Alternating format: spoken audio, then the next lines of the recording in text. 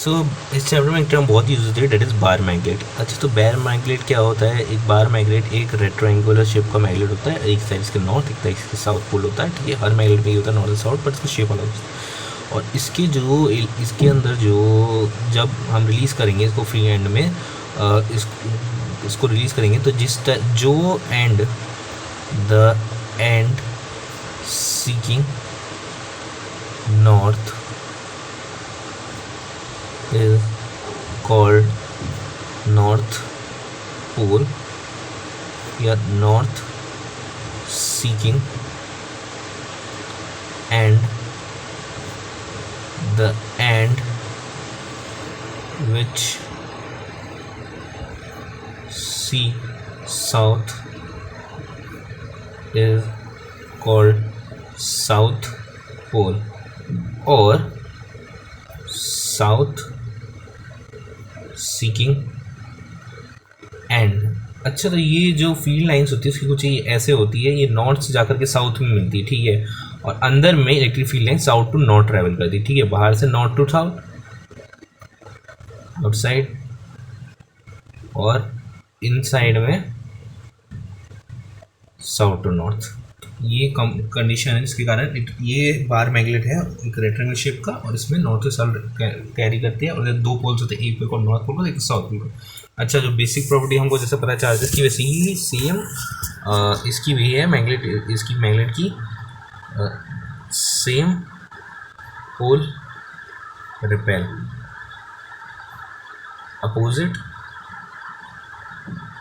पोल attracts. ये था bar magnet.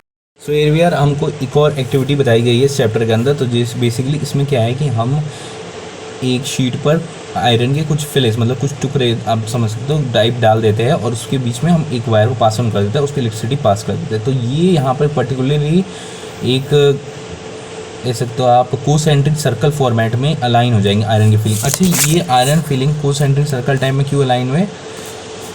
Just because कि जो इलेक्ट्रिक फील्ड है वो पास हो रही है, वो एक मैग्नेटिक फील्ड क्रिएट करा है, जिसके कारण इन पर एक फोर्स लग रही है, जिससे ये आयरन फील्ड एक जगह पर अलाइन हुई, ठीक है। तो डेफिनेशन लिख देते हैं,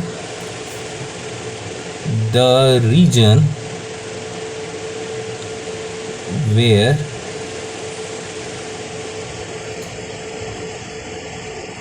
where iron fillings experience force or an object experience force, या कह सकते हैं magnetic force, is called region of magnetic field, ठीक है। और जो line that represents the lines represents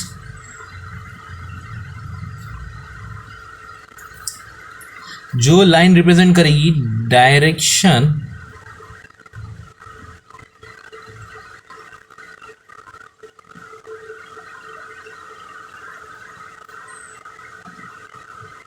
in which force experience is called magnetic field lines।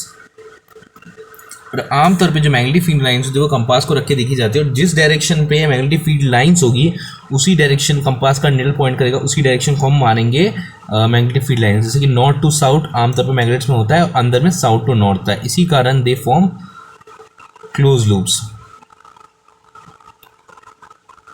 अच्छा, ये जो क्लोज लूप की बात हो रही है, क्लोज लूप कैसे बात, देखो नॉर्थ टू साउथ है, नॉर्थ से साउथ में जाएगा और साउथ से अंदर नॉर्थ में जाएगा, ये क्लोज सर्कल हो गया ना, तो ये क्लोज लूप फॉर्म करता है नॉर्थ टू साउथ, ठीक है। और अब आगे बढ़ते हैं। अब क्या है अगला हमारा क्वेश्चन, कि अगला पॉइंट क्या है, तो कोई भी दो जगह पर दो डायरेक्शन नहीं हो सकते एक जगह पर, मैग्नेटिक फील्ड के दो डायरेक्शन नहीं हो सकते क्योंकि कंपास विंडो को इस जगह पे दो डायरेक्शन शो करें जो कि कंप्लीटली प्रैक्टिकली पॉसिबल नहीं है।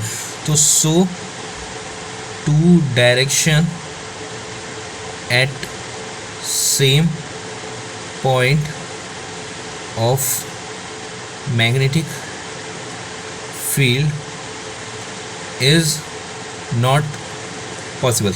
ठीक है, और डायरेक्शन बता ही दिया, नॉर्थ टू साउथ होती है और दे फॉर्म क्लोज लूप। ठीक है, तो ऐसे हम अलग अलग फील्ड लाइन प्रॉपर्टीज है, that is two field line never intersect, two field line never intersect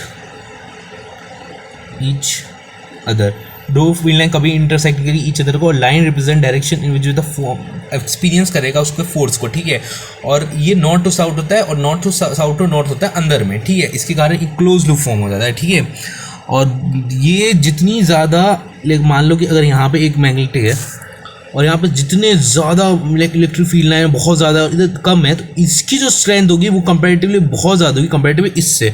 तो स्ट्रेंथ वाइज अगर देखा जाएगा, जहाँ क्लोजनेस ज़्यादा होगी, क्लोजनेस ज़्यादा, स्ट्रेंथ ज़्यादा फील्ड लाइंस की।